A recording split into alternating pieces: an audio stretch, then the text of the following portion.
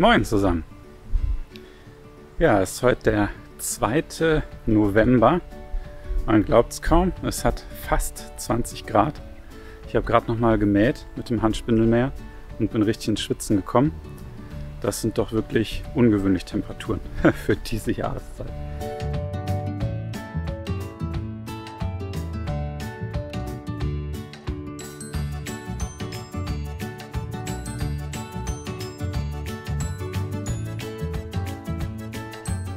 Ja, wir haben relativ viel Niederschlag, das ist ja auch ganz gut, dass der Boden noch mal ein bisschen gewässert wird.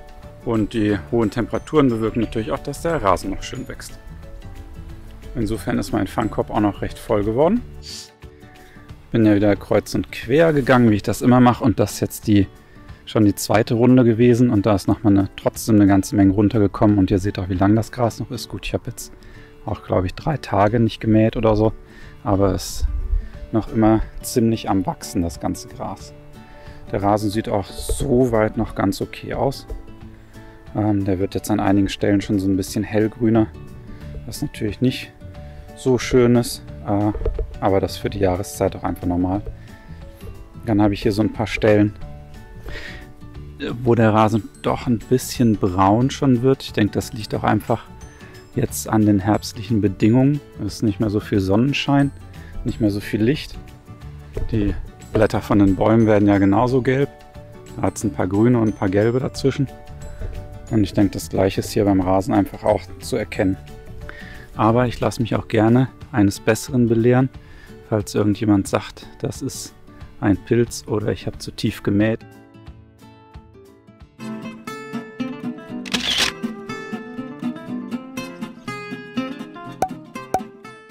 Hier im hinteren Bereich, da habe ich ja noch die ganze Fläche etwas länger stehen lassen, das sieht man deutlich. Also hier den kurzen Teil habe ich jetzt auf 22 mm wieder gemäht und den längeren Bereich hier, den mähe ich immer im Moment so auf 30, 35, irgendwas um den Dreh, weil ich da hinten ja alles Mögliche nachgesät habe an vielen Stellen. Und da möchte ich ganz gerne, dass das Gras erstmal noch so ein bisschen wachsen kann, bevor ich das so kurz mähe.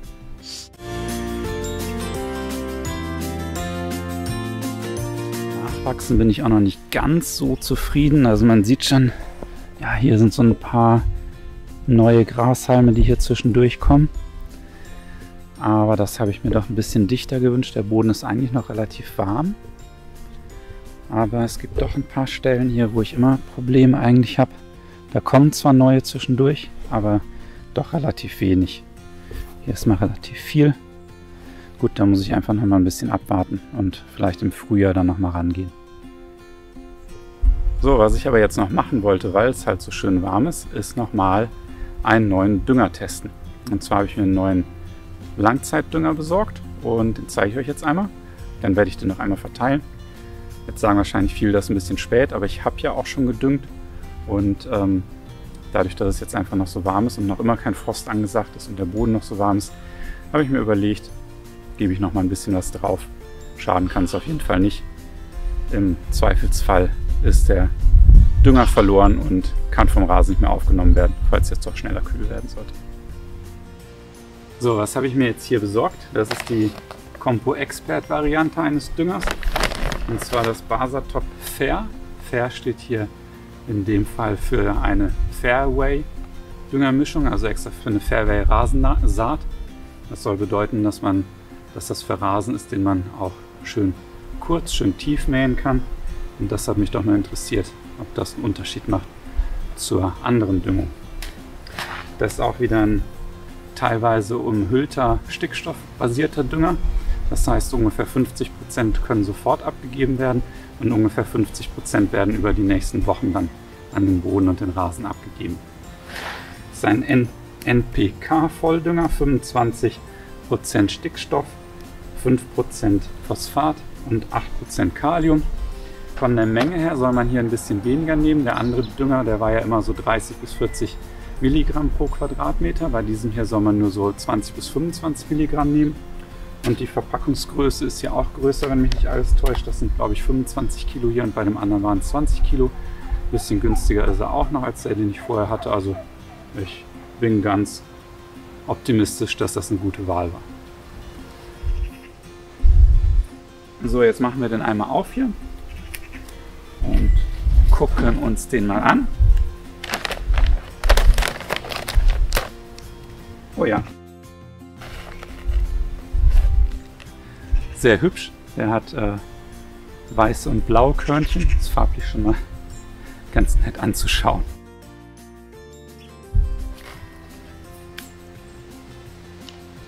So, jetzt gucke ich einfach nochmal nach, was ich bei dem anderen Dünger auch gemacht habe. Wie schnell der sich hier so löst. Bisschen Regenwasser rein.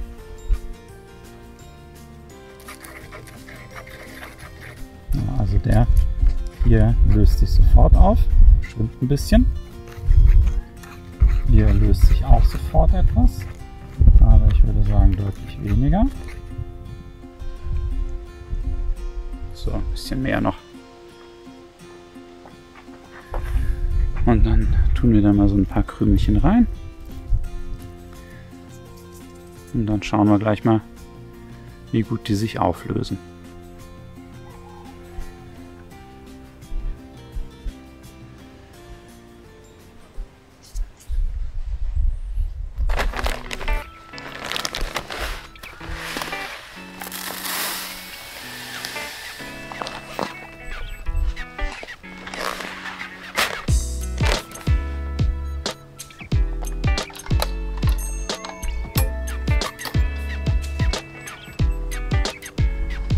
So, bei meinen 105 bis 200 Quadratmeter brauche ich hier bei 20 bis 25 Gramm pro Quadratmeter ungefähr so 4 bis 5 Kilogramm. Ich habe jetzt hier knapp 4,5. Das reicht mir aber auch aus. Das ist jetzt wirklich schon recht spät im Jahr und da muss ich nicht mehr die ganze Menge draufschmeißen.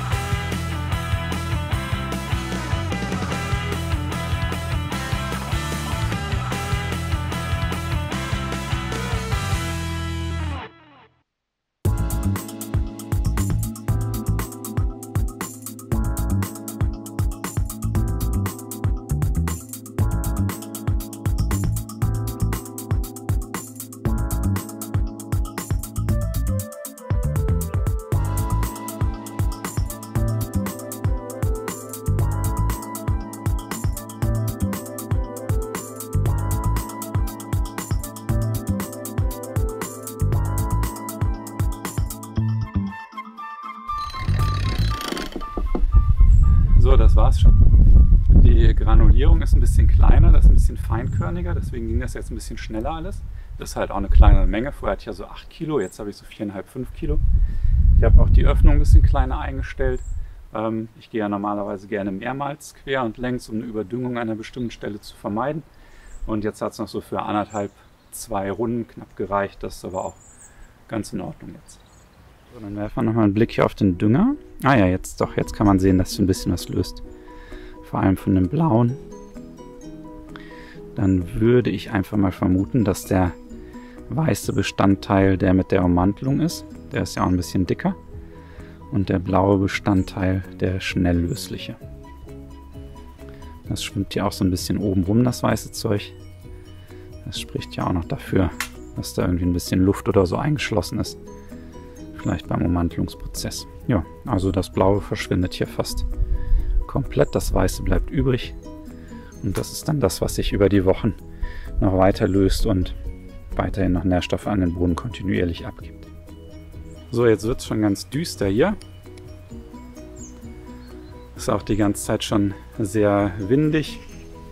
Ja, ich denke mal, da kommt vielleicht gleich noch ein Schauer runter. Das ist ja ganz gut. Weil dann wird der Dünger eingeschwemmt in den Rasen. Alles klar, dann sehen wir uns beim nächsten Video. Macht's gut, bis dahin.